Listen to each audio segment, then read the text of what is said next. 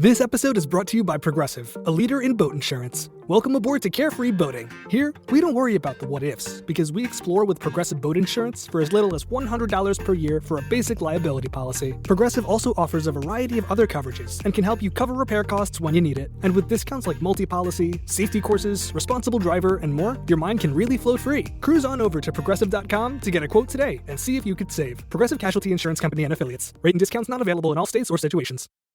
Morning decisions. A creamy mocha frappuccino drink? A sweet vanilla? Maybe a smooth caramel? Or that white chocolate mocha? Whichever you choose, delicious coffee awaits. Start your day with bottled Starbucks Frappuccino drinks. Pick up a bottle near you wherever you buy your groceries. Atheists, agnostics, long-haired weirdos, short-haired weirdos, vandals, hooligans. The government, hug the government, love the government, hug the government, love the government. Welcome to The Politics Guys, a place for bipartisan, rational, and civil debate on American politics and policy. I'm Trey Orndorff, a political scientist at Oklahoma Christian University, and I'm joined today by both Justin Holmes, a professor of political science at the University of Northern Iowa, and Mike Baranowski, a professor of political science. Gentlemen, welcome to the Midweek Supporters Exclusive Show. Glad to be back. And you know, guys, I'm going to do something that neither of you are expecting, but I want to let listeners know that a few weeks ago, a little more, it's 3 weeks ago, when I realized I just desperately needed a break, I reached out to Trey and Justin, and they, without hesitation, said, go take a break, take care of yourself. We will handle everything on this end. And it is just so gratifying that I have co-hosts, friends who are willing to step in and be able to do this. And I really just, guys, I really appreciate it. It means a lot to me. And so thank you. Thank you very much. Oh, you're welcome. I love getting to give you that time. We always need some of that space. And I hope that...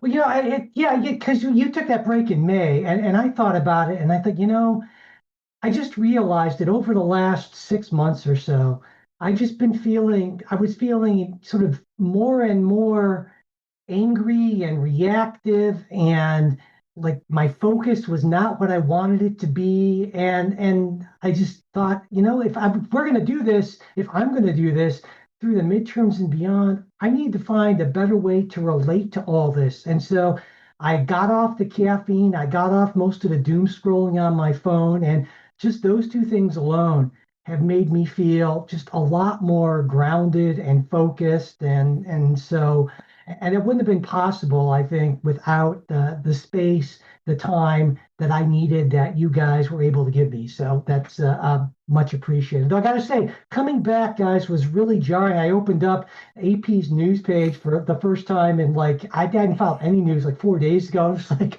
oh my God, everything's just yelling at me. Look here, look there. I was like, holy crap. I just should throw away my computer and go live in a hut somewhere. But I'm not going to do that. Anyway, so thank you guys. You're very welcome. But happy to help. It's funny though you say that, and I think Justin, I think it was one of the shows that we did. You know, even if we stopped doing the show, I can't tell you how many phone calls and text messages I field from people about stuff. I know. So I in some ways, I kind of like getting to do the show because then I can say, hey, listen, just go listen to the show. You'll get all the go. There you go.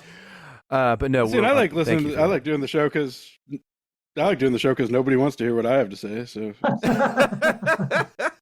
we do, Justin. We do. We always exactly. It's my one opportunity. We're like, that was evil. Geez. Anyway, well, let's move forward. We didn't quite get to everything we wanted to touch on the main show, even with my timing issues, and so I definitely wanted to make sure that we got to the unsigned Supreme Court issue this past week. So in an unsigned opinion, this is Trump versus the American Federation of Government Employees. President Trump, just for a little background, he had issued an executive order which was going to be a workforce restructuring plan via the Department of Government Efficiency, i.e. DOGE. And it instructed agencies to bring down its workforce and enforce a 4-to-1 departure to hiring ratio, except for specifically in immigration and law enforcement. Now, employees and unions sued, arguing that only Congress could enact such cuts. In the unsigned opinion, it argued that the EO is, in fact, on its face legal. Now, individual plans at a particular agency may run afoul of the law, but the president reducing the workforce within the bounds of the law, as outlined in the EO, must, on its face, be constitutional. There was kind of a behind-the-scenes left split. Justice Jackson writes a dissent to the unsigned opinion, and in response to it, Justice Sotomayor issues a concurrence directly calling out the flaw in Justin Jackson's reasoning. Jackson dissented here, arguing the EO is unconstitutional because Congress would have to be involved.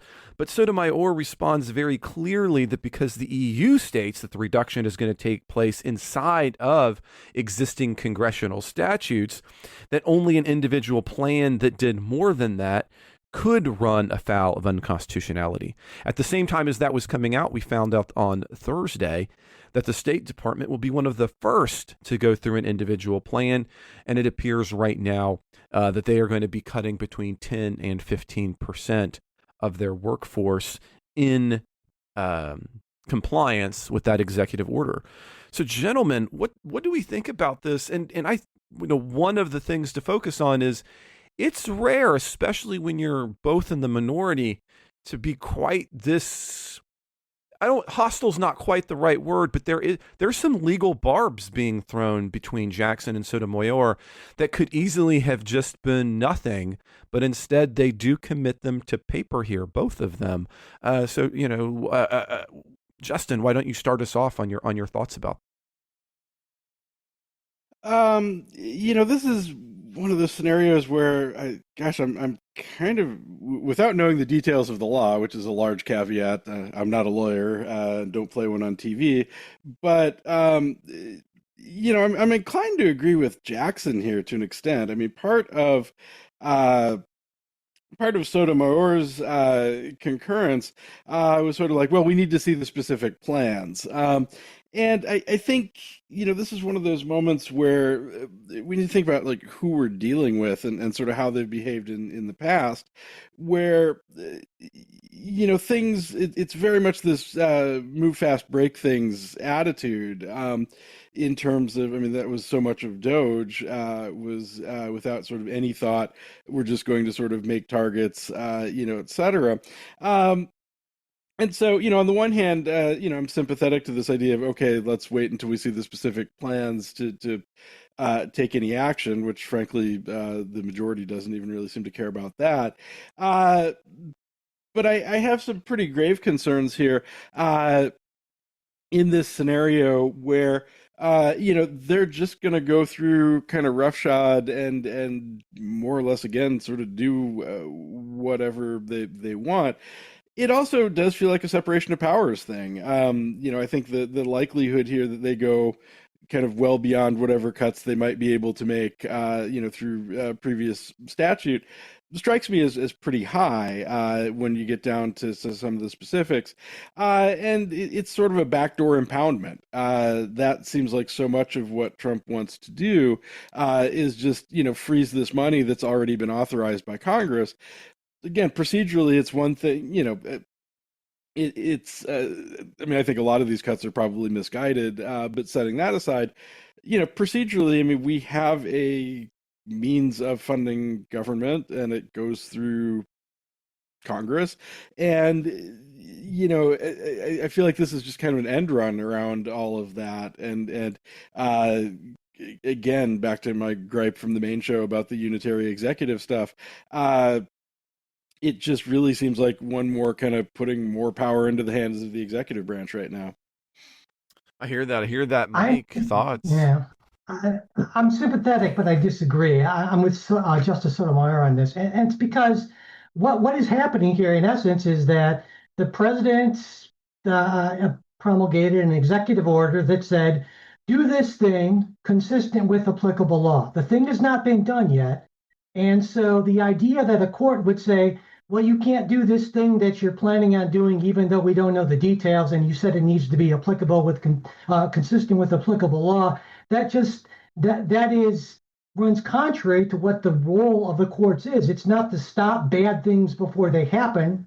It's to adjudicate whether or not someone has in fact violated the law or the Constitution. In this case, it hasn't happened yet. I agree with you, Justin. It's going to happen probably. I mean, if the past is any guide, but there needs to be a case or a controversy, and there's not one yet. That reading through that executive order, there's nothing that on the face of it is, as far as I can tell, is unconstitutional. I mean, I read Justice Jackson's dissent. I think she's right in the sense that, come on, this isn't just a normal riff or reorganization. This is an attempt to completely gut entire agencies. I think that's absolutely true. But the court is supposed to judge the case before it, not to be this, as you brought up, this agent of promoting various policy outcomes that are wiser or better or smarter. So that's why I think Justice Sotomayor and the rest of the court got it right. And Justice Jackson, although I sympathize greatly, I think she's just flat out wrong on this one, just wrong on the law, wrong on the role of the court here. I'm going to let you respond first, Justin, since you guys disagree. I got nothing.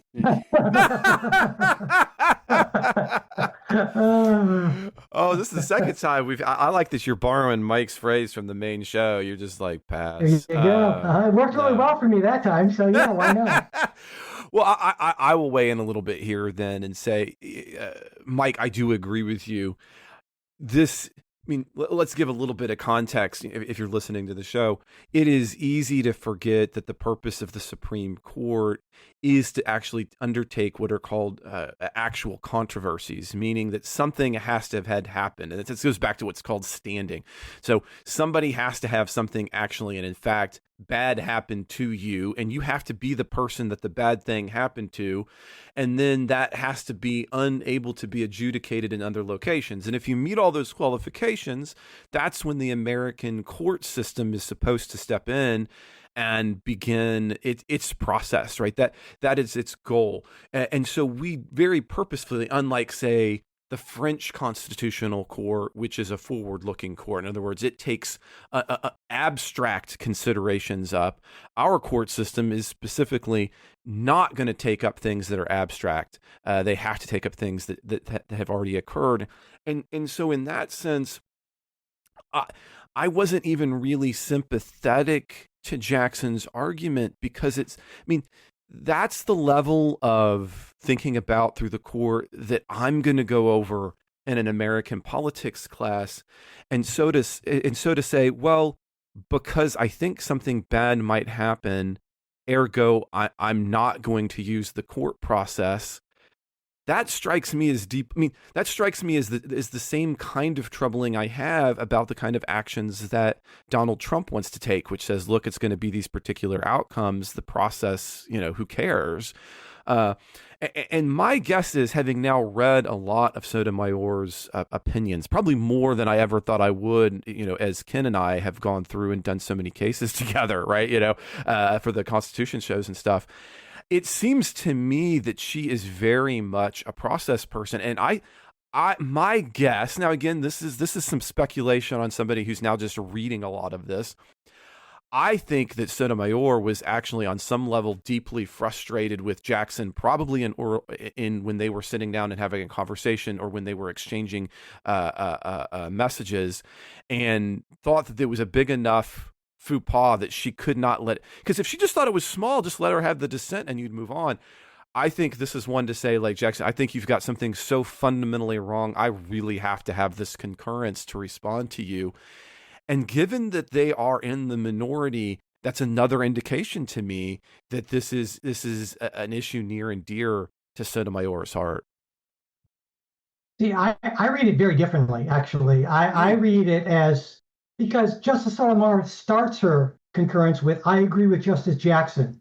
And so what I think she's signaling here is, I think Jackson's absolutely right in terms of what's going to happen, but because we don't have an actual plan in front of us, and once one comes in front of us, I'm sure it's going to be chock full of all kinds of crazy stuff that doesn't fit with the Constitution, but we're not there yet. And so what I think she was doing was actually bringing herself as close as she could to Jackson, but staying with what she understood the law and the role of the court to be was.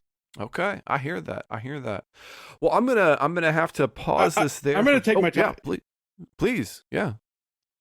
I'm gonna undo my I got nothing. So He's coming back in now. I've goaded you into it. I guess that was a pause, not a. But I suppose on the issue of standing in controversy, I mean, this was an injunction to a case with people with standing. I mean, this was kind of undoing. But none of them, injunction. none of So them goes, hasn't yet been fired in this particular instance.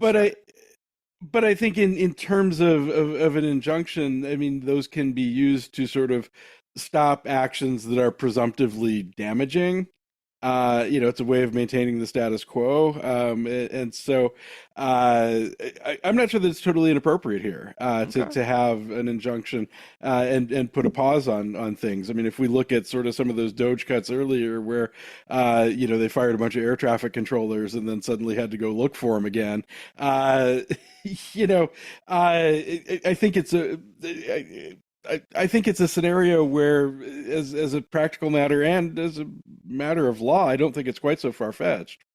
But now you can move on. Sorry. Well, I hear that. What I'll just say on that is that I do think one of the fundamental problems is you guys are going to be uber sympathetic to this point of view too. So I know we're all preaching to the choir for a second, but it is easy when you're the kind of the administrator level of something to think, oh, I can do that with fewer people.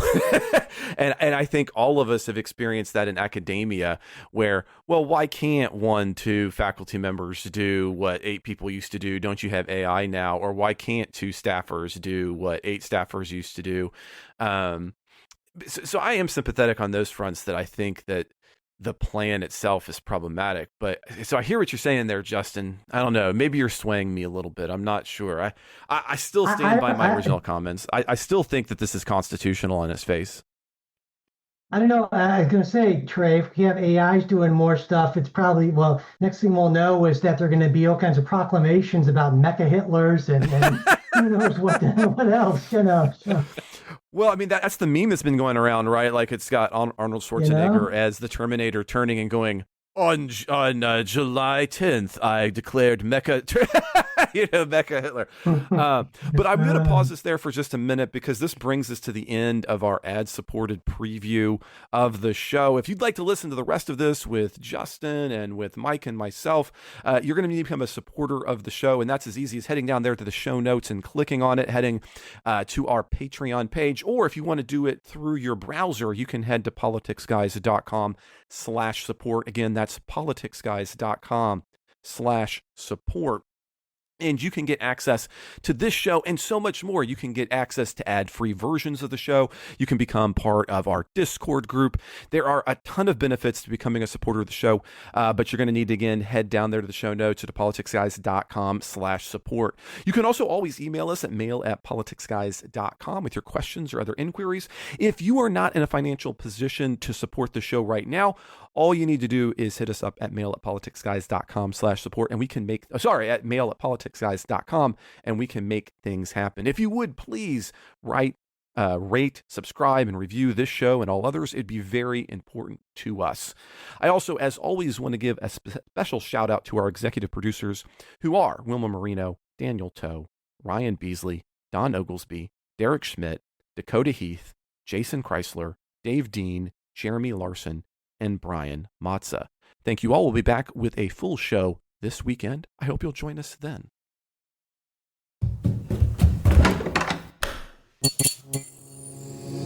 This podcast is part of the Democracy Group,